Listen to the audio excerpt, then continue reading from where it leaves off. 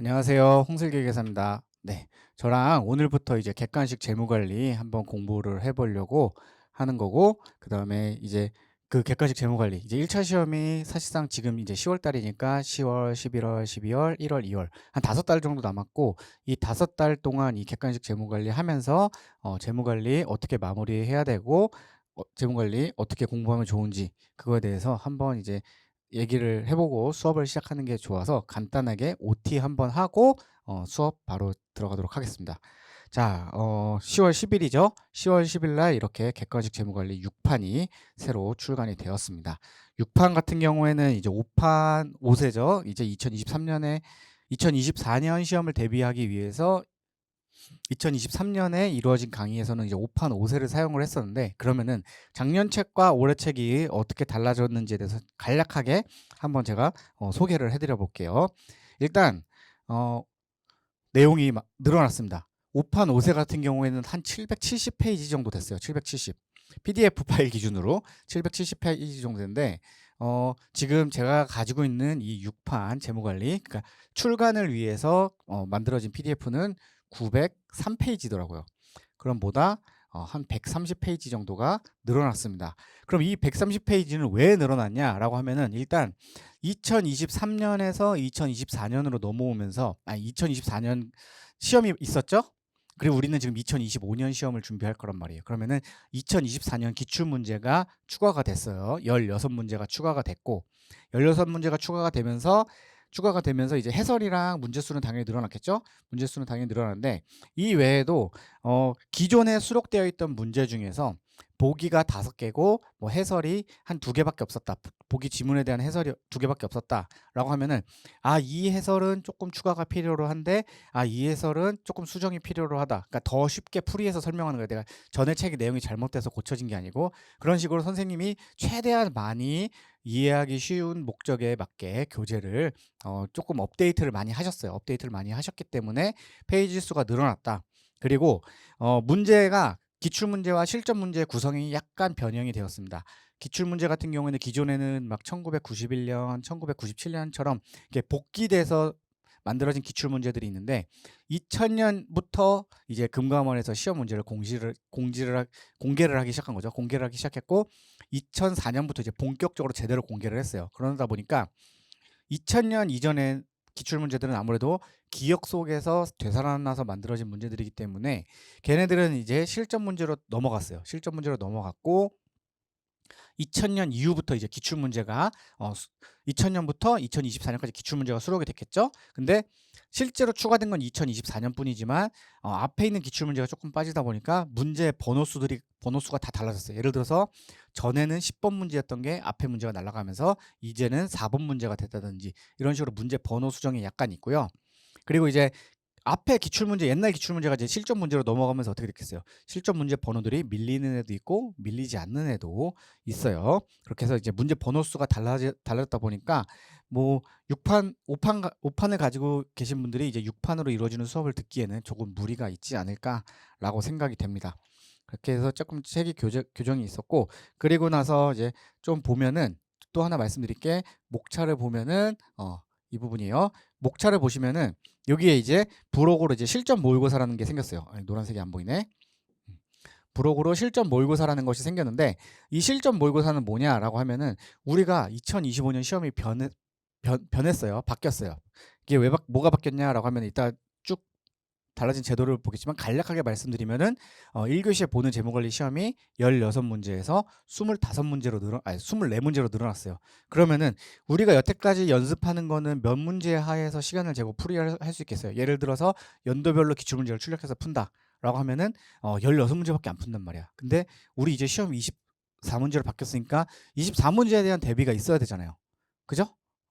그런 것들 연습하기 위해서 이제 실전 모의고사로 1회, 2회, 3회, 4회 이제 별도로 이렇게 추가가 구성이 되었고, 얘네들 24문제로 구성되어 있어요. 1회차마다. 그럼 얘네 토탈 몇 문제예요? 24 곱하기 4. 제가 암산이 안 됩니다. 24 곱하기 4 하면은 96문제죠? 이 96문제를 4번에 나눠서 풀면서, 내가 시험장에서 재무관리 24문제 풀면서 몇 점을 몇 점이란다. 몇 분을 여기다가 배분을 하면 될지에 대해서 한번 고민을 해볼 수 있도록 활용을 하시면 되겠습니다. 자, 그러면은 우리 재무관리 시험이 바뀌었다라고 얘기를 했잖아요. 2025년부터 우리가 지금 이제 볼 1차 시험부터 바뀌었는데, 그럼 과연 2025년 재무관리 시험이 어떻게 달라졌는지 한번 짚고 넘어갈게요. 이런 것도 한번 짚어놔야지 내가 재무관리 공부를 하면서 내가 재무관리 시험장에 가서 재무관리 풀 때 어떤 전략으로 접근을 하겠다라고 작전을 짤 수가 있어요. 예. 저도 1차 시험 갈 때, 1차 시험 갈 때란다. 1차 시험 볼 때 작전을 짜고 갔어요. 내가 1교시 경영학이랑 저는 이제 경영학이 이제 24문제 베이스로, 그리고 재무관리가 16문제 베이스인 시험을 봤으니까 내가 일반 경영에서 24개 중에 20개 맞아야지 재무관리 16개 중에서 내가 12개 맞출 수 있겠구나. 경제학은 내가 못하니까 100점 중에서 나의 목표 점수는 70점이야. 그리고 나는 상법을 잘하니까 상법 몇 점 맞고, 세법 어려운 부분 나오면은 내가 틀릴 수 있으니까 상법으로 세법 점수를 메꿔야지. 그리고 나는 회계에 자신 있어. 그리고 회계 자신 있고 원가도 자신 있어. 정부회계 5문제 공부 안 해도 돼. 버려. 하고 나는 회계랑 원가 관리 회계로 정부회계 점수를 커버를 할 거야. 라는 이런 식의 작전이 있었어요. 저만의. 작전을 짰고, 그리고 내가 각 시험 볼 때 몇 분씩 투입을 할지. 회계는 한 문제당 몇 분 투입하고 그 이상은 투입하지 말아야지. 뭐 원가는 몇 분 투입해야지. 재무관리 몇 분 투입해야지. 이런 식으로 다 작전을 짜고 시험장에 갔단 말이에요. 예. 그렇게 내가 시험장에 갈 때 작전을 짜려면은 일단 시험이 어떻게 나오는지는 알아야 될 거 아니에요? 그죠? 그래서 25년부터 과연 재무관리 어떻게 달라지는지 한번 쭉 보시면은, 자, 일단은 24년도 시험까지요. 24년도 시험까지는 1교시에 경영학이 40문제였어요. 1교시에 경영학이 40문제였고, 그 40문제 한 문제당 2.5점씩 해서 100점이 총 100점이었습니다. 그런데 2025년부터는 1교시 경영학, 일반 경영학이랑 재무관리 합쳐서 총 32문제가 출제가 되고 80점으로 감소가 했어요. 그래서 8문제가 줄면서 20점이 감소를 했기 때문에 한 문제당 배점은 변하지 않았습니다. 한 문제당 배점은 변하지 않았으니까 이 부분 참고하시면 될 것 같고요. 그리고 나서 일반 경영학이 이렇게 80점 바뀌면서 일반 경영학이 원래 40문제일 때는 24문제가 일반 경영학, 16문제가 재무관리였어요. 그래서 일반 경영학이 약 60%, 재무관리가 한 40% 이런 식으로 출제가 됐어요. 그래서 심한 경우에는 주변에서 이런 경우도 봤어요. 재무관리를 버리고 나는 일반 경영학 24문제 중에서 60점을 맞을 거야. 돼요? 60점을 맞을 거야 라고 하면은 붙을 수도 있었어. 우연히 이렇게 할 수 있는 경우도 있었다. 하지만 이젠 안 된다. 왜냐? 32문제 중에서 8문제 25%예요. 60%에서 25%로 지분율이 확 낮아졌어요. 우리 회계 기준으로 60%면 뭐예요? 종속기업이죠. 지배력이 있다라고 해요. 25%면 뭐야? 관계기업이에요. 일반 경영학의 영향력이 확 낮아진 거예요. 그래서 8문제만 출제가 돼. 근데 재무관리는 16문제에서 문제수가 늘어요. 오히려 비중이 느는 거예요. 그러면서 75% 돼요? 그러니까 40% 이던 놈이 40% 이던 분께서 75%로 증가를 했기 때문에 이제는 재무관리를 버리고서는 1차를 합격하는 게 많이 어려워졌다. 거의 불가능에 가깝다라고 생각을 합니다. 그만큼 재무관리는 이제 1차 과목 1차에서도 중요한 과목으로 떠올랐다라고 보시면 되겠어요. 그래서 재무관리 절대 버리시면 안 됩니다. 자, 그러면은 지금 문제수 감소했죠. 문제수 감소했어요. 대신에 재무관리 비중은 늘어났단 말이야. 그러면은 문제수 감소했으니까 1교시에 한 문제당 풀어야 되는 시간이 늘어난 건 아닐까라고 생각을 하실 수도 있겠지만 현실은 그렇지 않다는 거. 1교시 경영학이 110분에서 100분으로 감소를 해요. 즉 총 경영학이 아니죠. 1교시 경영학 플러스 뭐가 있어요? 경제학이 있죠. 경영학과 경제학 합쳐서 110분에서 100분으로 감소가 됐는데, 그러면은 반으로 그냥 110분을 한 65분으로 나누다시피 해갖고 똑같이 경영학도 나누면 이제 50분 해갖고 경영학에 50분, 경제학에 50분 이런 식으로 시간이 감소를 했어요. 그 대신에 이제 문제가 감소를 했죠. 문제가 감소를 했고, 자, 그러면은 기존의 재무관리 투입 시간은 16문제 기준으로 몇 분 정도 투입을 할 수 있었겠어요? 110분, 110분이었어요. 110분 동안 일반 경영학 40문제, 경제학 40문제에서 토탈 80문제 중에서 16문제가 재무관리였고, 그냥 단순히 엠빵 했을 때 재무관리에 투입할 수 있는 시간은 총 22분이었습니다. 그러니까 16문제를 22분 동안 풀어야 되는 거였고, 그렇다고 하면은 이제 한 문제당 1.37분이에요. 1.37이면은 60초 곱하기 해서 0.375 하면은 한 20초 정도 나와요. 그래서 한 문제를 푸는데 1분 20초 정도, 1분 20초 정도를 쓸 수 있는 여유가 있었어요. 1분 20초 안에 뭐 해야 된다? 계산 문제를 풀든 말 문제를 풀고 마킹까지 할 수 있는 시간이 1분 20초였던 거예요. 그런데 100분으로 감소를 했어. 100분으로 감소를 했는데 우리는 무슨 효과가 있어요? 비중이 높아지는 효과가 있습니다. 그래서 이제 2025년부터는 재무관리에 투입할 수 있는 시간이 소폭 상승합니다. 소폭. 100분 동안 토탈 64문제를 풀게 돼요. 일반 경영학만 32문제가 준 게 아니고 경제학도 32문제 80점으로 줄어들었습니다. 그러면서 재무관리는 64문제 중에 24문제가 차지를 하게 되고 그에 따라서 경영학에 투입할 수 있는 시간은 37.5분, 즉 37분 30초로 늘어나게 돼요. 자, 22분에서 37.5분으로 늘었죠? 시간이 증가를 했어.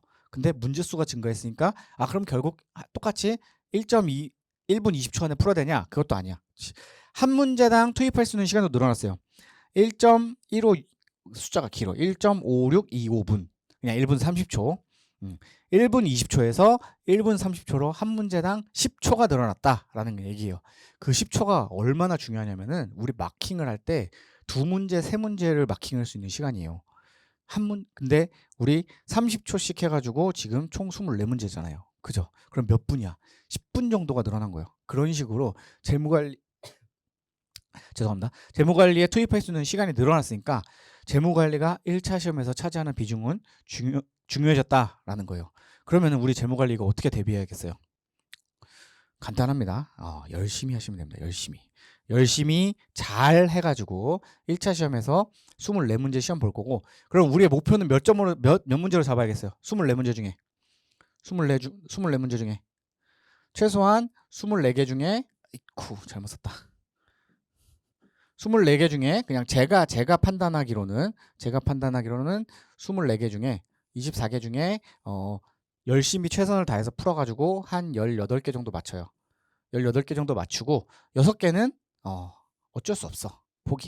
포기하는데, 자, 6개를 그냥 생으로 틀려요? 그게 아니죠. 6개를 한 번으로만 찍어도 우리 오지선다예요. 오지선다. 20%의 확률로 맞출 수 있단 말이야. 그러면은 6개 중에 영혼을 끌어모아 갖고 뭐 2개 정도는 더 맞춰. 돼요? 2개 정도 더 맞추고 4개는 어쩔 수 없다. 이 4개 중에는 뭐가 들어가겠어요? 책에 없는 거. 4개 중에는 시간 내에 풀 수 없는 계산 문제들. 4개 중에는 우리 응시생 모두가 처음 보는 내용. 그런 애들이 들어갈 거예요. 되겠어요? 그런 애들이 들어갈 거니까 이런 애들은 괜찮아. 즉 정상적으로 괜찮다라고 허용하는 4개 정도. 그러면 우리 토탈 최대로 맞출 수 있는 게 몇 개겠어요? 20개는 목표로 하자라는 거예요. 되겠어요? 자, 20개에 2.5점을 곱해보면은 곱하기 2.5 하면은 벌써 50점입니다. 50점. 네. 80점 중에 50점이에요. 많이 맞출 수 있는 개념이니까 재무관리 이런 식으로 조금 정리를 하면 되겠고, 이렇게 해서 전략 한번 세워보세요. 나는 몇 개를 맞추겠다. 그리고 찍어서 몇 개를 맞추겠다. 찍어서 몇 개를 맞추겠다까지 생각을 해보시고 시험장에 가셔야 됩니다.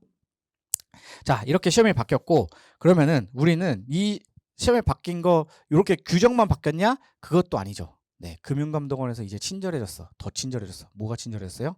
시험 범위까지 공지를 해주기 시작했습니다. 그래서 좀 됐죠? 그러면서 이제 재무관리 시험 범위에 대해서도 공지를 해줬고, 자, 그러면은 우리가 지금 이 객관식 재무관리 책이 있는데 금융감독원에서 공지해준 시험 범위를 과연 이 책이 모두 커버를 하느냐라고 이제 의문을 표할 수 있는데, 모두 커버를 한다는 거, 네, 모두 커버를 한다는 거. 제가 그래서 지금 보시면은 우리 파트 1, 파트 2, 파트 3, 파트 4, 파트 5 이렇게 나와 있죠. 지금 뭐 그림 화면이 잘 안 보일 수도 있는데 맨 앞에 책 페이지 찾아보시면 돼요. 그래서 파트 1이랑 파트 2 부분이 뭐예요? 기본서로 치면 기본서로 1권이에요. 그리고 파트 3가 기본서로 2권입니다. 그리고 4, 5가 기본서로 치면은 3권의 내용이 돼요. 자, 그리고 저는 이제 기본서뿐만 아니고 연습서도 학습을 했어요, 선생님. 그러면은 연습서 기준으로는 뭐냐?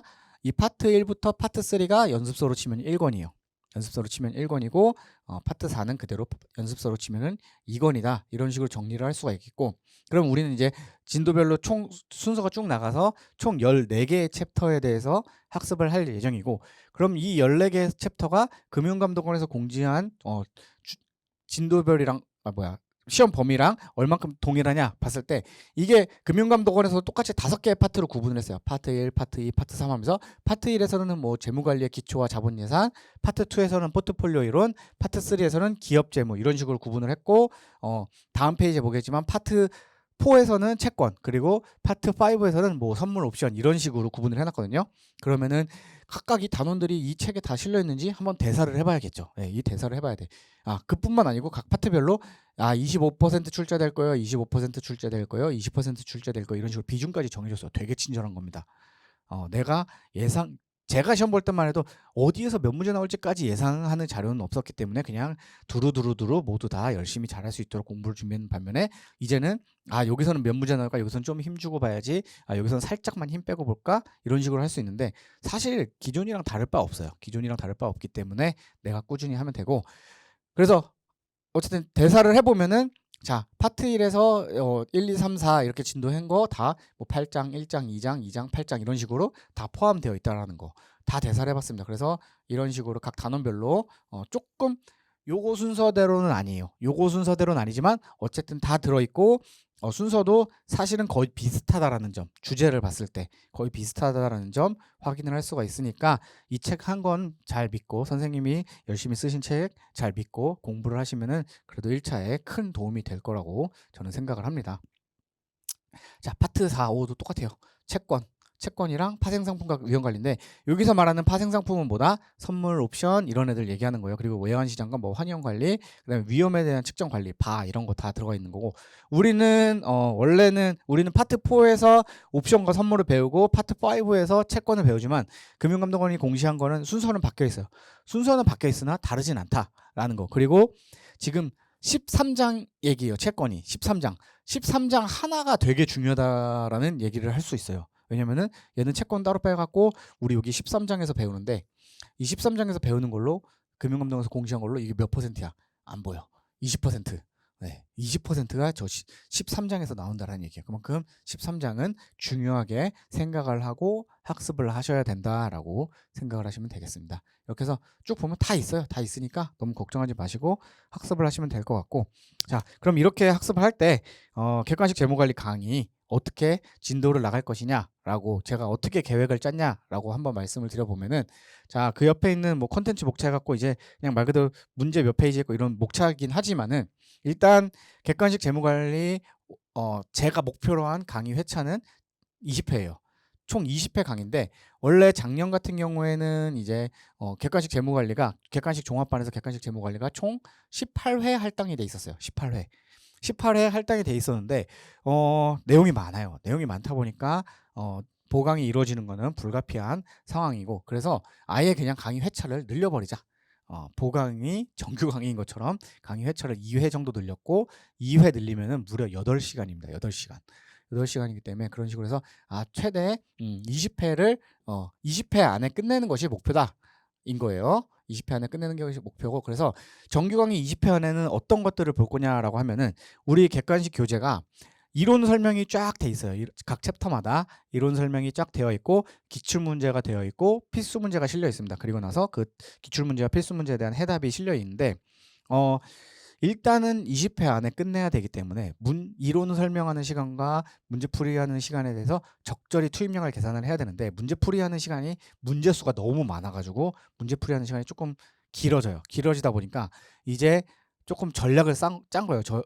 저희도 전략을 짰고, 그래서 기출 문제와 실전 문제에 수록되어 있는 필수 문제는 이 20회 강의 안에 풀어요. 필수 문제라고 찍혀 있어요. 예를 들어서 자, 책이 있으실 거니까 자, 한번 예를 들어서 보시면은 1시의 3페이지를 보시면은 지금 5번 문제랑 왼쪽 상단에 5번 문제와 6번 문제가 있죠. 거기 옆에 무슨 표시가 돼 있어요? 필수 표시돼 있죠. 원래는 이제 선생님께서 필수 문제 리스트를 만들어 가지고 다 매년 업데이트를 하면서 배포를 해 주셨는데 올해 책부터는 이제 이렇게 필수 문제가 책에 아예 표시가 되어 있어요. 책에 표시가 되어 있으니까 이렇게 필수 문제 표시되어 있는 거를 이 20회 강의 안에 풀이를 해드리는 거예요. 20회 강의 안에 풀이를 해드릴 거고, 자, 그러면은 실제로는 이 책에 있는 모든 문제 중에 필수 문제는 다는 아니잖아요. 다는 아니고 그 외에 필수 문제 아닌 애들 있죠. 아닌 애들은 이 20회 외에 별도로 제가 촬영을 해서 업로드를 해드릴 거예요. 그래서 걔네들을 그냥 필수 외 문제로 분류를 해가지고 한 챕터당 2강이 나올 거예요. 왜냐면은 기출문제, 필수문제 아닌 거 한 타임, 기출문제, 실전 문제 중에 필수문제 아닌 거 2타임 이렇게 됐어요. 물론 14 곱하기 2 해서 28이 나온 건데 28강 28강인데 어떤 챕터는 필수 문제 아닌 게 되게 많겠죠? 그런 애들은 강의가 뭐 1시간짜리 뭐 1시간 20분짜리 기준으로 했을 때 시간을 오버할 수 있어요. 그런 애들은 뭐 회차가 늘어날 수도 있으니까 실제로는 28강보다 플러스 알파는 있을 수 있다라는 점 생각을 해주시면 되겠고요. 네. 그래서 어쨌든 이런 식으로 해가지고 강의를 찍어서 제가 업로드를 해드릴 예정입니다. 네, 그래서 그냥 총 20강 안에 끝나겠다. 그럼 과연 20강 안에 진도를 어떻게 뺄 것이냐라고 했을 때 일단 제 희망입니다. 제 희망. 챕터 1을 뭐 1회차 강의 안에 끝나겠다. 지금 오늘 강의죠. 뭐 챕터 2까지 3회차 안에 끝내겠다. 뭐 챕터 5까지 8회차 안에 끝내겠다. 이런 식으로 희망을 잡습니다. 희망. 하지만 뭐 이런 식으로 쭉 잡아서 국제 재무 관리와 기타 주제가 끝났을 때는 20회차까지 끝내겠다라는 이제 희망을 갖고 시작을 합니다. 희망을 갖고 시작을 했고 일단 이거에 맞춰서 맞출 수 있도록 최대한 노력을 해서 강의를 해보도록 할게요. 자, 그러면은 이렇게 해서 책 소개가 간단하게 끝났고 이제 우리 선생님 카페가 있잖아요. 재무관리의 길 카페가 있는데 객관식 강의 어떻게 들으면 좋을까요? 라고 어떻게 듣는 게 좋아요? 이런 식으로 질문이 많이 올라오기 때문에 그냥 아예 제가 OT 시간에 객관식 강의를 어떻게 듣는 게 조금 효율적일지에 대해서 간략하게 소개를 한번 해드릴게요. 한 10분 정도 소개를 해드릴 건데 별거 없습니다. 자, 우리 기본 강의랑 뭐 기본 강의는 당연히 들었을 거고 심화 강의를 들으셨거나 연습서 강의를 들으셨을 거예요. 근데 그때는 예습을 안 하는 게 도움이 돼요. 왜냐면 어차피 읽어도 잘 몰라. 무슨 말인지 몰라서 오히려 예습하는데 내가 모르는 거 읽는 거다 보니까 시간을 많이 허비할 수 있어요. 그래서 예습하라는 얘기는 안 하는데 내가 오늘 배운 거는 오늘 복습하도록 당일 복습은 반드시 하셔야 됩니다 라고 얘기를 해드려요. 근데 객관식은 이제 달라져요. 내가 어느 정도 기본서든 연습서까지든 학습을 한번 했단 말이에요.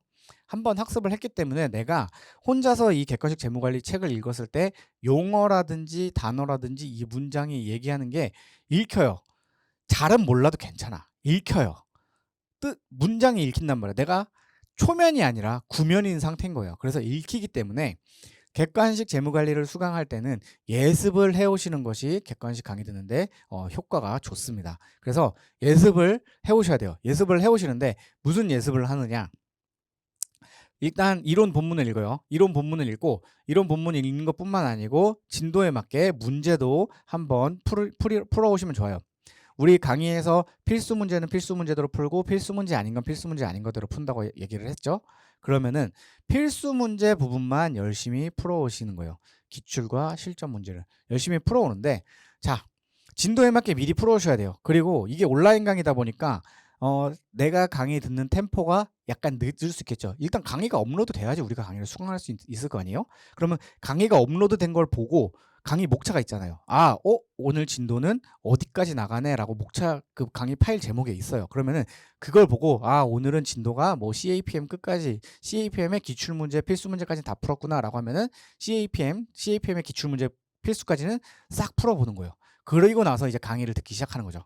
그런 식으로 강의 진도에 맞춰서 미리 문제를 푸는 거예요. 강의 진도에 맞춰서 미리 문제를 푸는데 제가 생각했을 때 객관식을 처음 푼다. 그러면은 그냥 다 틀려도 정상이야. 다 맞으면은 뭐 천재지. 강의를 들으실 필요가 없어요. 다 맞으면은 다 틀리는 게 정상이에요. 잘 풀리면은 좋은 거고 다 틀려도 정상이니까 다 틀려도 괜찮아요. 다 틀려도 괜찮으니까 풀어보세요. 풀어보는데 제가 왜 다 틀려도 좋다라고 얘기를 하면은 내가 문제를 보고 문제를 읽어보잖아요. 문제를 읽어봤어. 그리고 이런 문제를 읽고 내가 그럼 이 문제는 어떻게 풀어야 되는 거구나 라고 내가 생각이라는 걸 해요. 그렇죠. 아직 강의를 안 들은 상태에서 생각이란 걸 해본단 말이야. 그래서 내가 이 문제에 대해서는 이렇게 생각해보고 저 문제에 대해서는 저렇게 생각해보고 해요.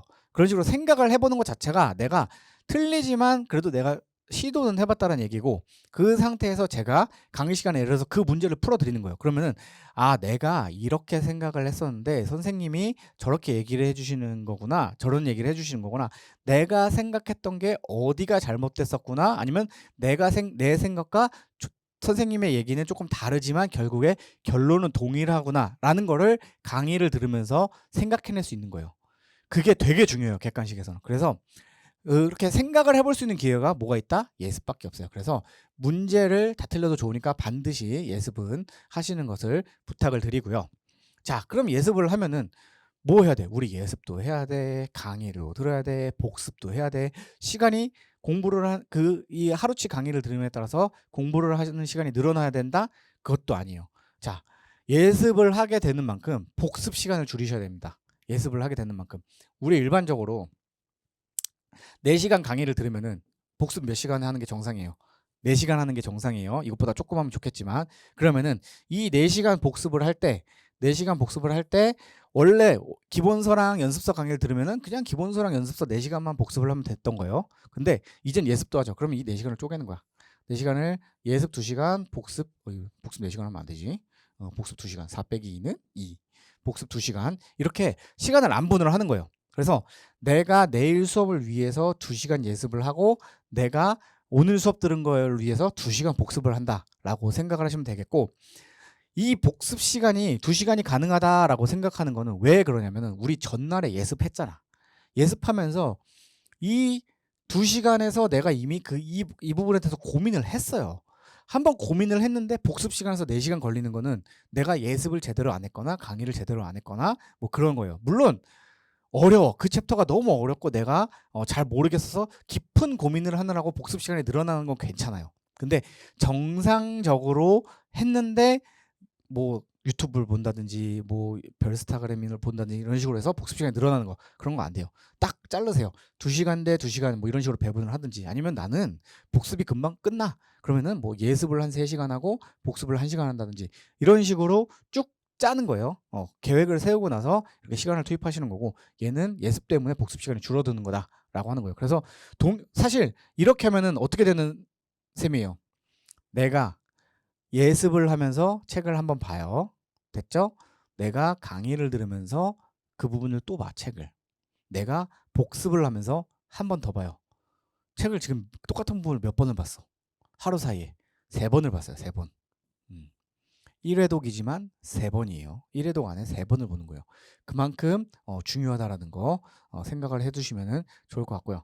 자, 그리고 강의를 들을 때 방법이에요. 강의를 들을 때. 우리 지금 보면은 본문 이론 부분 쫙 있고, 그 다음에 기출문제만 쫙 있고, 기출문제는 어떻게 수록되어 있냐면은 연도별로 수록되어 있어요. 왜냐면 연도별로 출제 경향을 파악할 수 있도록, 실전 문제는 아니지만. 그래서 그렇게 문제가 쫙 있고 뒤에 해답이 쫙 있어요. 그러면은 강의를 들으면서 또는 내가 혼자 풀면서 내가 공부를 하면서 문제는 절대 필기를 하지 마세요. 문제에 손을 대지 마. 밑줄 이런 것도 안 돼요. 밑줄 이런 것도 안 되고, 자, 책 보시면은 우리 책 옆에 예를 들어서 지금 1번 문제 옆에 지금 뭐가 있어요? 여백이 쫙 있죠. 여백이 쫙 있어. 그러면 내가 1회독 때 맞았으면 이 옆에 뭐라고 치고 싶어요? 동그라미. 틀렸으면 뭐예요? X표. 이렇게 치고 싶겠죠. 이것조차 하지 마요. 이런 것들 다 해답에 필기하세요. 해답에. 필기도 해답. 수업 시간에 받아 적는 것도 해답. 돼요? 내가 풀었을 때 맞았는지 틀렸는지에 대한 기록조차 해답 옆에 적는 거예요. 그래서 해답도 보시면은 예를 들어서 문제 번호 있고 옆에 답 있고 옆에가 다 여백이잖아요. 그 여백에다가 OX, OX, OX 아니면 5555 이런 식으로 계속 체크를 해주시는 거예요. 이런 식으로 해야지 내가 이 문제를 예전에는 맞았었는데 이전에는 틀렸구나. 이 문제를 내가 계속 잘 맞추고 있구나. 이런 식으로 하고, 이 문제는 함정이 뭐였는데 문제를 봤을 때는 생각이 안 났지만 예전에 내가 해답에 적어놓은 거 보니까 이 문제의 함정이 뭐였어. 내가 옛날에 이렇게 잘못 생각해서 틀렸었어. 이런 것들을 다 해답에 필기를 해두세요. 그래서 결국엔 해답이 오답 노트처럼 만들으셔야 됩니다. 그래서 정답 여부도 다 해답에 기록되자. 이 정도로 해서 수강을 하시면 되고, 자, 4번째로 마무리 정리용 문제를 선별하는 것도 중요합니다. 우리가 지금 아직은 시험이 5달 남았어요. 5달 남았고 이 객관식 재무관리 체계에 문제가 되게 많이 수록이 되어 있어요. 근데 우리 시험 전날 아니면 전전날 뭘 해야 되겠어요? 내가 시험장에 가서 시험 볼 준비를 하셔야 됩니다. 시험 볼 준비를 해야 되는데 어떻게 해야 되느냐? 뭐 사람마다 방법은 다 다르겠죠. 공부하는 방법에서는 정답이 없으니까. 누구는 이론을 계속 읽어볼 것이고 누구는 문제를 계속해서 반복해서 풀어볼 거예요. 그리고 그렇게 해서 문제에서 반복해서 풀어볼 건데 이게 다 풀 수 없단 말이에요. 다 풀 수 없어요. 그러면은 내가 시험 전날에 내가 재무관리를 2시간 공부를 할 거고 이 2시간 공부를 하는 동안 일단 이 객관식 교재에 있는 이론을 한번 빠르게 속독을 한 다음에 이 객관식의 교재에 있는 각 챕터별로 문제를 3개씩만 선별해서 풀겠다. 그러면은 14개 챕터에 3개 하면은 뭐 한 42문제를 하루 풀어보겠다. 아니면 이거의 2배인 뭐 한 84문제를 하루 만에 풀어보겠다라고 생각을 할 수 있겠죠. 그럼 이 84문제는 어떻게 해야 되겠어요?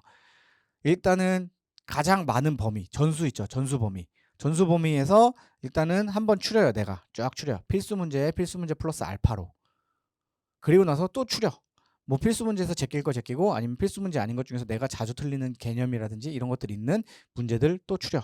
그렇게 해서 추리고 해서 내가 마지막에 하루 만에 풀 수 있는 문제 개수를 정하고 그 시험 전날 풀어볼 문제를 골라놔야 돼요. 이거를 안 해놓으면은 내가 시험에 다가왔을 때 내가 뭘 해야 될지를 몰라요. 그냥 이론만 읽어본다?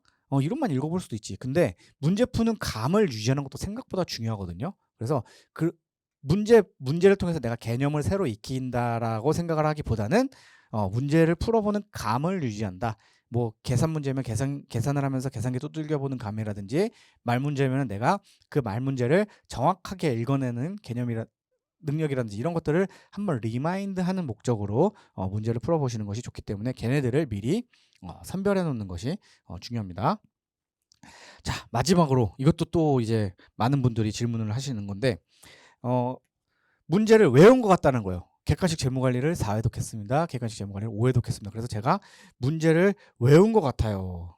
라고 하면은 이거는 사실 방법이 없어요. 근데 이 외운 것도 사실 열심히 공부를 하신 거예요.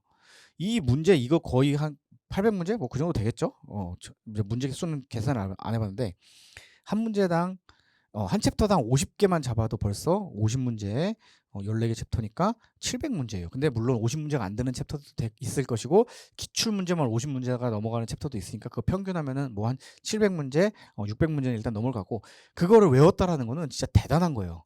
그만큼 열심히 했다라는 거고 그만큼 실력이 어느 정도 올라왔을 거라는 얘기예요. 근데 그렇게 외운 것 같다라고 하면 이제 내가 느끼는 거는 뭐예요? 내가 이 문제를 정확하게 이해하지 못하고 외워서 푸는 것은 아닐까라는 의심이 들기 시작하는 거죠. 그때 할 수 있는 방법이 뭐냐면은 우리 금융감독원 사이트 뭐 공인회계사 시험인가 거기 사이트 가시면은 연도별 기출문제 있죠. 연도별 기출문제가 자료실에 업로드 되어 있어요. 연도별 기출 그 사이트 이름이 금융감독원 뭔 것 같은데 하여튼 즐겨찾게 돼 있어가지고 연도별 기출문제 다운받는 자료실이 있잖아요. 거기 들어가셔가지고 기출문제를 다운받으세요. 뭐 최근 10년치를 받아야지 아니면 뭐 최근 15년치 받아야지 나는 너무 많은 것 같아 8년치만 받아야지 이런 식으로 내가 필요한 부분을 받아요. 받아가지고 그거를 이제 A4용지에 맞게 출력을 해요. 출력을 해가지고 그거 가지고 이제 풀어보시는 거예요. 실제 시험처럼. 근데 우리 아까 16문제 베이스였잖아요. 여태까지 16문제 베이스였죠. 돼요? 16문제 베이스였으니까 원래 실제 시험 아까 몇 분 할당했어? 22분 할당했죠? 22분 동안 시험에 22분 동안 풀으라고 했었는데 우리 실제로는 몇 분 동안 푸는 거야? 한 18분 정도 주고 16문제를 풀어보는 거예요. 자, 일단 첫 번째 편집이 책이랑 달라요. 그죠? 책이랑 다르고 두 번째 문제 배치가 책이랑 달라요. 그죠? 그리고 세 번째 시간 압박이 있어요. 그러면은 내가 시야가 좁아져요. 압박감을 느끼기 때문에. 그러면은 내가 늘 맞추던 문제라고 하더라도 틀릴 수 있는 가능성이 높아져요. 시간 내에 못 풀어도 틀린 거예요. 시간 내에 못 풀어도. 왜냐면 내가 안다고 생각했던 문제를 금방 풀어냈어야 되는데 그 문제를 시간 내에 못 풀어냈기 때문에 뒷문제를 못 푼 거니까 틀린 거예요. 그거는. 되겠어요? 그런 식으로 타이트하게 해서 풀면은 난이도가 확 상승합니다. 그러면은 내가 이 문제 본 것 같은데 뭐였지? 하다가 틀려요. 그러면은 걔네들은 사실 잘 모르는 거일 수도 있고 아니면 내가 아직 그 문제에 대해서 이해도가 완전히 올라오지는 않았다라고 생각을 하시면 되겠고 그런 식으로 리프레시를 주는 거예요. 리프레시를 주는 거야. 그리고 나서 내가 이거 풀 때 틀렸는데 이 문제에 대해서 뭐 해답은 당연히 금융감독원 공지되니까 그 답은 있고 해설을 보고 싶다라고 하면은 책에 가갖고 해설 찾아보면서 아 내가 맞아 그때 이 문제였는데 내가 왜 이거로 생각이 안 났을까 이런 식으로 외운 거 같은 거를 보완을 하시면 됩니다. 보완을 하시면 돼요. 그래서 교재에서 풀어봤지만 시험지 형태로 풀면은 달라요. 어려워요. 어려우니까 이런 식으로 연습을 해주는 거예요. 연습을 이런 식으로 내가 최대한 이 교재 안에 있는 문제들은 최대한 마무리를 하고 시험장에 들어가는 준비를 하겠다라고 생각을 하시면 되겠어요. 이렇게 해서 제가 객관식 강의 효율적 정답은 아닙니다. 제가 생각했을 때 객관식 강의를 수강하면서 한 이 5개 정도는 그래도 해보면 어떨까라고 이제 추천 드리는 거예요. 추천 권장 사항도 아니고 추천 정답은 아니고 만약에 내가 이것보다 더 효율적으로 공부를 객관식 강의를 할 수 있어 라고 본인이 생각하시는 게 있고 그런 게 있다라고 하면 그대로 하시면 돼요. 그대로 하시면 되고 만약에 난 어떻게 해야 되는지 모르겠어 막 고민돼 이럴 때는 그래도 추천이 이렇게 있으니까 이런 추천 사항 중에서 내가 몇 개는 한번 고려해 가지고 내가 공부하는 방법에 반영을 해봐야 되겠다라고 생각을 하시면 돼요. 이렇게 해서 어떻게 하면 효율적으로 수강하면 좋은지에 대해서 한번 확인을 해봤고 자 이제 이 정도로 이제 뭐 지금 몇 분이야 한 35분 정도 했는데 이렇게 해가지고 뭐 어느 정도 OT는 마무리를 하도록 하고 이제 진도를 한번 나가보도록 하겠습니다.